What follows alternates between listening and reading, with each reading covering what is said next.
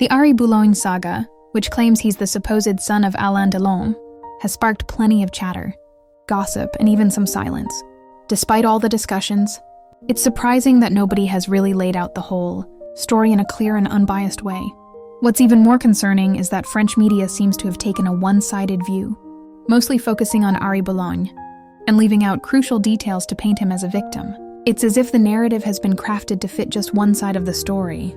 That's why it's crucial to piece together this tale from start to finish, thoroughly and without holding back.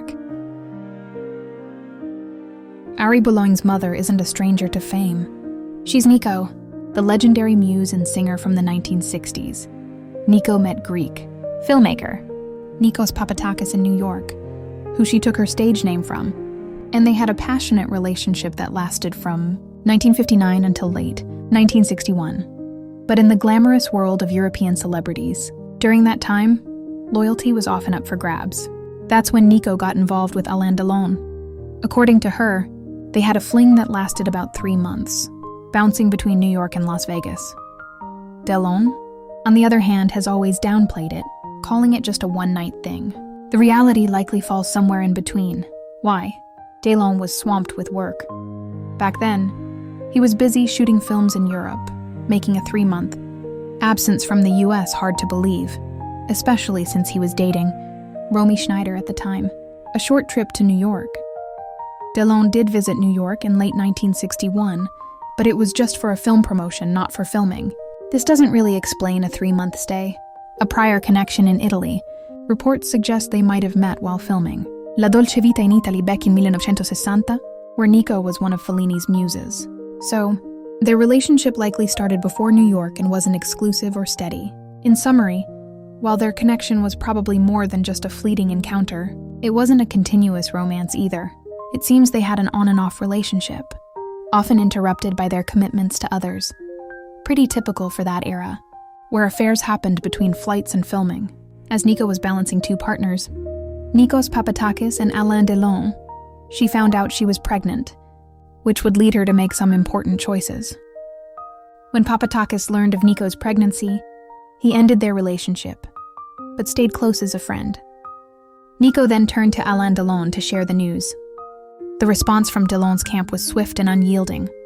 Through his secretary, he made it clear that he would not acknowledge paternity. Their logic? Delon's inner circle knew all about Papatakis. Their relationship had been public, and his recent departure raised suspicions. Was Nico, abandoned by her partner, simply seeking a new father figure for her child? Delon was convinced the child was not his. Years later, when asked about Ari Boulogne in the 1970s, Delon's reply was telling. Ask Nikos Papatakis instead. And in every interview that followed, he continued to deny any connection. The result? A tangle of possible fathers, 2 opposing stories, and a woman left to navigate a life-altering dilemma alone. August 11, 1962, Christian Aaron Pefkin was born at the Belvedere Clinic in Neuilly-sur-Seine. His mother, Nico, was only 24 years old at the time and living in Paris in an apartment lent to her by the director, Nikos Papatakis, who had remained friends with her. A few months later, Nico filed a lawsuit against Alain Delon, demanding that he acknowledge his paternity. But during the hearing, she failed to prove her relationship with the actor, while Delon easily provided evidence of her relationship with Papatakis, which was common knowledge at the time and whose testimonies were readily available. Furthermore, DNA testing did not yet exist. Blood tests were the only method, but not as reliable as DNA tests. Given the available evidence, the court ruled in Delon's favor. For the latter, the matter should have ended there. However, the story is about to take an unexpected turn. Nico, whose chaotic career and lifestyle, punctuated by tours, alcohol, and drugs, prevented her from properly caring for her son, quickly found herself overwhelmed. Her child grew up in an unstable environment, surrounded by the remnants of her excesses. The maternal grandmother tried to step in but fell seriously ill. Faced with this critical situation, Nico's family turned to Edith Boulogne, Alain Delon's mother, who had remarried to Paul Boulogne, to entrust the child to her care. Edith then asked a close friend to visit. The shock was immediate. She discovered a child left to his own devices, surrounded by the remnants of alcohol and drugs, and who had probably experimented. with these substances. Without informing her son, Edith Boulogne brought young Ari back to France at the age of 5. She made this decision without proof, even though the courts have ruled against this decision, and her son is convinced he is not the father. She stubbornly insists on taking responsibility for the child. To understand, we must go back to the roots of Delon's childhood, where perhaps the keys to this determination lie. In 1939, when Alain Delon was only 4 years old, his parents divorced, a rare occurrence in France at the time. Like many single mothers who had to rebuild their lives, his mother decided to place him in foster care. This family lived in Fresnes, near the country's largest prison, where her husband worked as a guard. Thus, Delon's childhood unfolded in the shadow of the prison walls, where he spent his days playing in the prison yard. Meanwhile, his mother rebuilt her life. She married Paul Boulogne and gave birth to a second child, Polly Edith, in 1943. It wasn't until 1946, upon the death of his foster father, that she finally regained custody of young Alain, but instead of keeping him with her, she sent him to Catholic boarding schools, where he only returned for school holidays. In short, she never really cared for him. Moreover, as a child, Alain Delon never felt he had a true home. It must be said that the boy was difficult. At 17, when he decided to enlist in the army to fight in the Indochina War, his mother signed the authorization to send him to war without hesitation. It's therefore difficult to see her as a maternal figure concerned for her son's well-being. One might almost believe that she seeks, at times, to get rid of it, provided that it does not tarnish her reputation, nor that of her second husband's butcher shop. To illustrate the complexity of this mother-son relationship, Edith Boulogne's comments about her son Alain are particularly revealing. She confides, for example, "With Alain, even if you think you're winning, you lose." Or again, "He caused chaos everywhere. He was always possessive. When I had Alain on my lap, no other child would come near me. He would take my set of keys and hit them."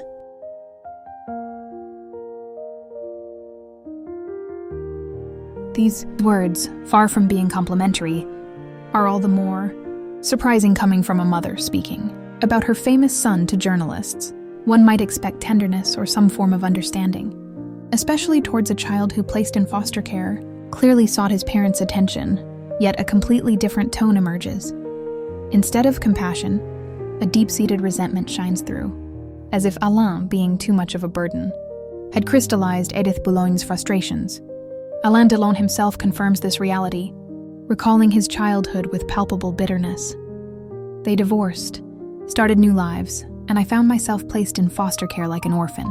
I was 4 years old, and they had other children. I wasn't their priority. I was 4 years old, and they kicked me out. In this context, Ari's adoption by the woman who presents herself as his grandmother raises a troubling question. Was it, once again, an attempt to hurt her son, or a way to heal the wounds of having her son abandoned? It is this second hypothesis that Ari accepts to explain the behavior of the woman he considers his grandmother. According to him, after a tumultuous relationship with Alain Delon, she projected all the love she had for her son onto me. In any case, one thing is certain. Contrary to Edith Boulogne's claims that she had thought things through, she ultimately made the worst possible decision for Ari by offering Ari the place Alain never had, and from which we know how much he suffered. She could be sure that Alain would take it very badly and would also develop a dislike for Ari. It was therefore the most effective way to ensure that he would make no effort to clarify the situation, especially in a context where, for Alain Delon, this whole affair should have ended with the conclusion of the court against Nico. As soon as Alain Delon learned that Edith Boulogne had taken Ari under her wing, his reaction was immediate. He asked her to choose between Ari and himself. Once again, his mother abandoned him, justifying her choice by telling him that he didn't need them to support him for eating, that he was doing very well on his own, unlike Ari, who needed their support. This decision will lead to a 17-year rift between Alain Delon and his mother. Finally, even though Edith Boulogne has always maintained that Ari is her grandson, one thing must be acknowledged.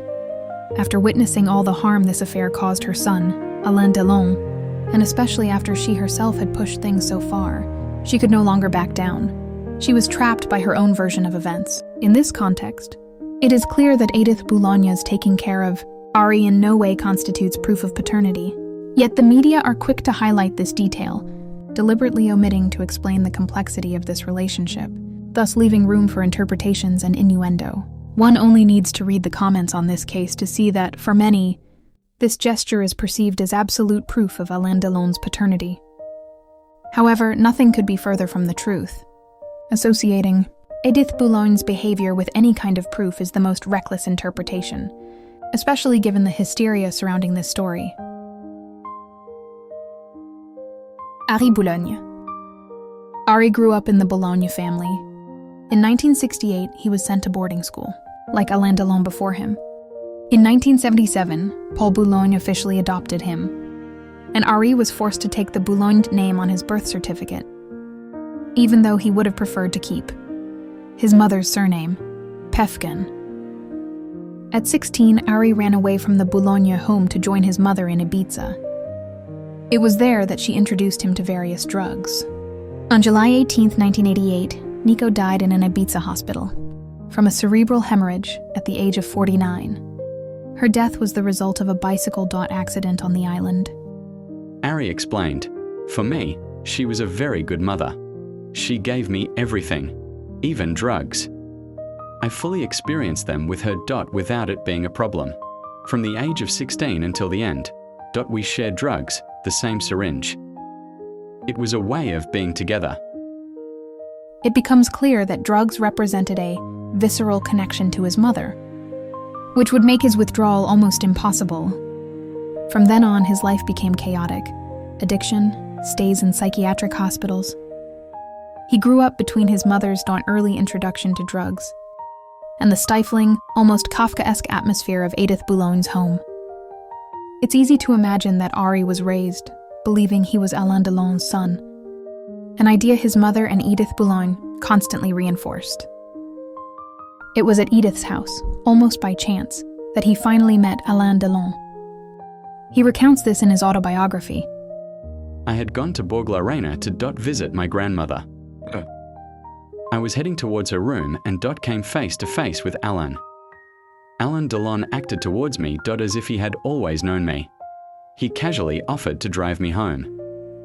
One hand on the steering wheel and the other patting me on the shoulder, he said to me, 'You're my buddy, you're my buddy. But I'll tell you something, you don't have my eyes, you don't have my hair. You're not my son, you'll never be my son.'" This meeting had the merit of clarifying the situation. Alain Delon, who has always maintained that he is not Ari's father, was clear and direct in stating that nothing should be expected from him. In this situation, it was probably the best way to proceed in order to avoid giving false hope. This sentence made the situation clear. Ari now knew that he could expect nothing from Delon, and that any future actions would depend solely on him. In 1999, Ari Boulogne made his story public during several television appearances. In 2001, he published his autobiography, Love Never Forgets. Ari Boulogne has 2 children, Charles, born in 1999, and Blanche, born in 2006.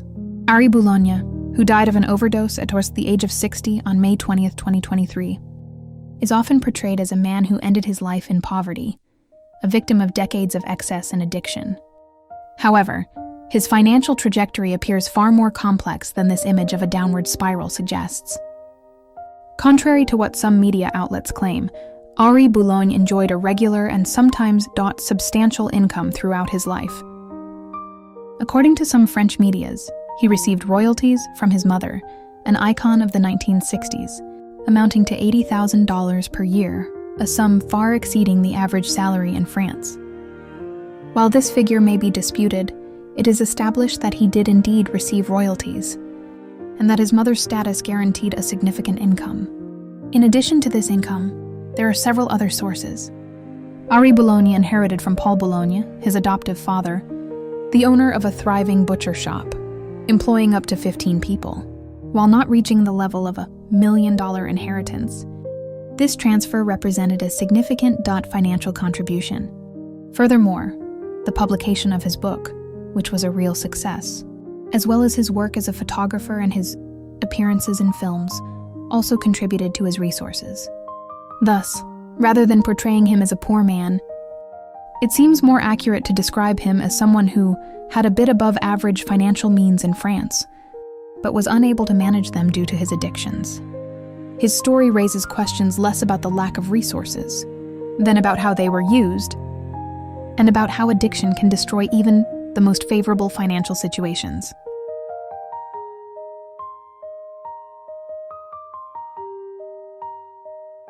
The procedures? Let's take a closer look at the legal aspects of this case. While Alain Delon has always maintained that Ari Boulogne was not his son, and despite Ari's repeated assertions of his paternity, what legal steps has he actually taken? From a legal standpoint, Ari Boulogne could have acted as early as 1980, upon reaching the age of majority, by filing a paternity suit. Yet he did nothing of the sort. He actually waited until 2001 to initiate the first legal proceedings, a delay that raises questions, especially since this action coincided with the publication of his book. Officially, it was the birth of his own son that motivated this late request, but this attempt proved futile. Ari Boulogne filed his claim in France, while Alain Delon was a tax resident of Switzerland. The French courts therefore declared themselves territorially incompetent. Rather than pursue the case in Switzerland, Ari Boulogne abandoned it once again, letting time and opportunities slip away. In 2019, Ari Boulogne relaunched a paternity suit before the court in Orléans in France. As in 2001, the French courts declared themselves territorially incompetent, as Alain Delon was a tax resident of Switzerland.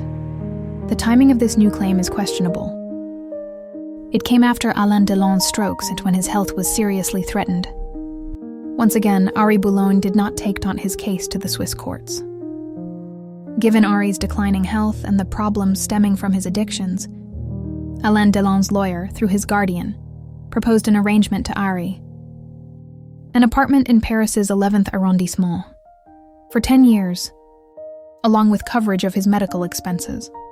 This offer, which could have addressed his urgent needs, was categorically refused by Ari Boulogne, who declared, "Too much to pay for an imposter, and not enough for a son."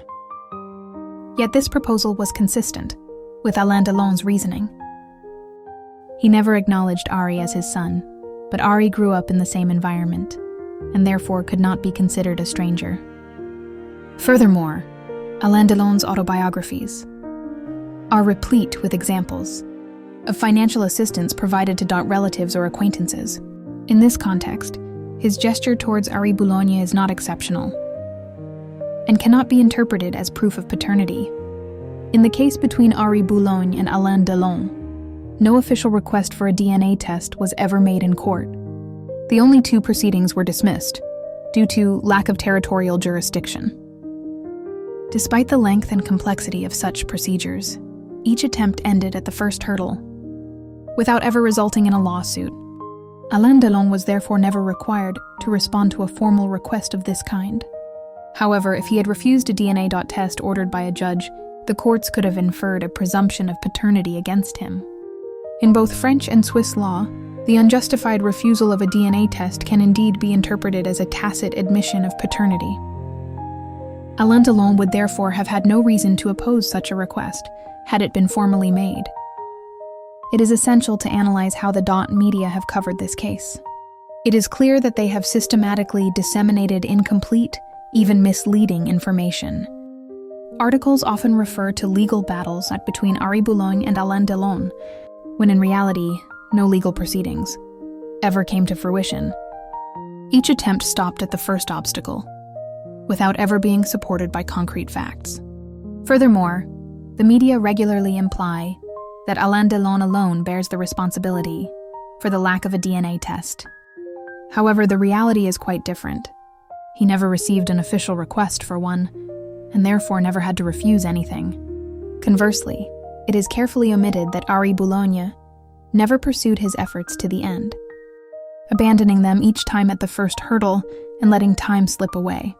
After Ari Boulogne's death, his children revived the legal proceedings, this time initiating parallel procedures in France and Switzerland. France declared itself competent, as Alain Delon had become a French tax resident again in the interim. However, on September 25, 2025, the paternity suit was definitively dismissed due to the statute of limitations. French law requires action to be taken within 10 years of the child's 18th birthday, meaning Ari was 28 years old, a time in 1990 when no legal action had yet been initiated. It is important to emphasize that any judgment rendered during Ari's lifetime would have prevented his children from filing such a claim after his death. This dismissal therefore confirms, once again, that Ari Boulogne never pursued his legal proceedings to their conclusion. No decision was ever issued, and the question of a DNA test was never officially raised in court. One might ask, why has Alain Delon never offered a DNA test himself to clear up the doubt? To understand this, we must consider his psychology and his background. First, the fact that Ari Boulogne was taken in by Edith Boulogne, while Alain Delon himself had been placed in foster care, creates an emotional imbalance that does not work in Ari Boulogne's favor. Second, Delon, known for his combative nature, would naturally expect the same behavior from others. For him, it is up to the person claiming paternity to fight for recognition, not for him to facilitate the process. Furthermore, Delon, known for his wariness and accustomed to managing rumors from a distance, would have little reason to act without legal constraints, especially given his reclusive lifestyle. Finally, convinced that Ari is not his son, he believes the burden of proof lies with Ari. The result, a persistent stalemate, where the lack of a definitive answer is explained by Ari's passivity, his inaction in not pursuing the matter to its conclusion, and Delon's intransigence, his refusal to take the initiative. It is important to remember that in France, DNA tests for personal purposes are strictly prohibited, outside of a medical or legal context. Therefore, it was impossible for Alain Delon to have one done anonymously or informally. Ultimately, the truth about this paternity will likely remain forever unknown. One thing is certain, this affair is far more complex than the media has been willing to portray. Two versions clash, where many were too quick to believe in a single truth. Alain Delon and Ari Boulogne, a physical resemblance? One of the main arguments put forward to support the potential family connection between Alain Delon and Ari Boulogne rests on their alleged physical resemblance. But does this claim stand up to close scrutiny? Let's analyze their facial features, point by point, to decide.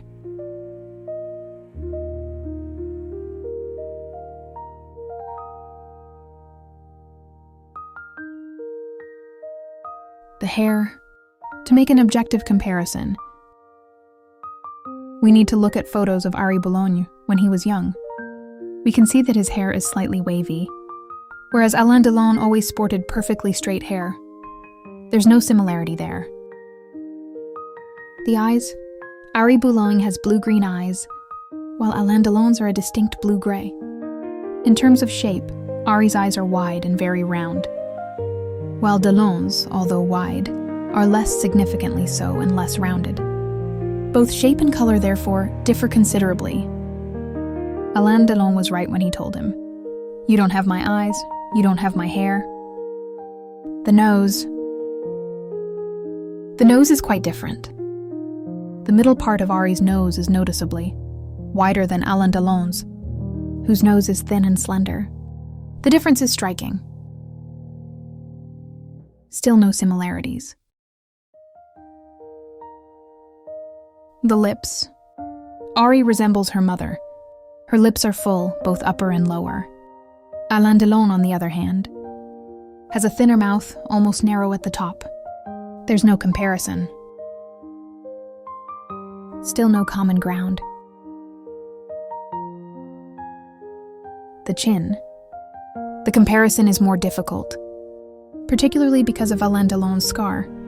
However, a slightly more pronounced hollow is visible on Ari, although this is not conclusive.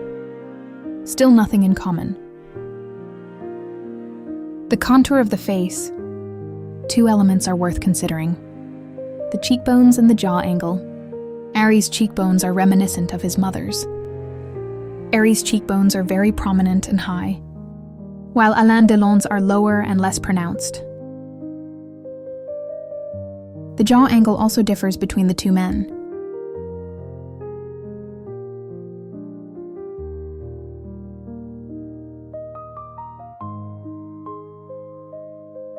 There was no part in common. An unconvincing resemblance. Ultimately, few shared facial features emerge from this analysis. Ari's strong resemblance to his mother further reduces the possibilities of similarities with a potential biological father. Several potential fathers have been mentioned, but the visual evidence is insufficient to determine a definitive answer.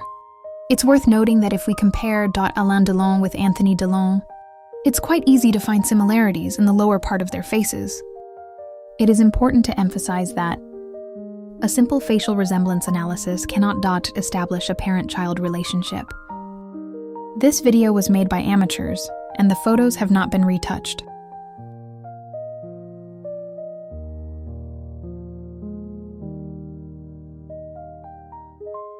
It is clear that we will never know the truth on this story, but one should monitor that there are two possible versions, and not only one. This video has been made by amateurs, so it is not perfect, and we are sorry for that.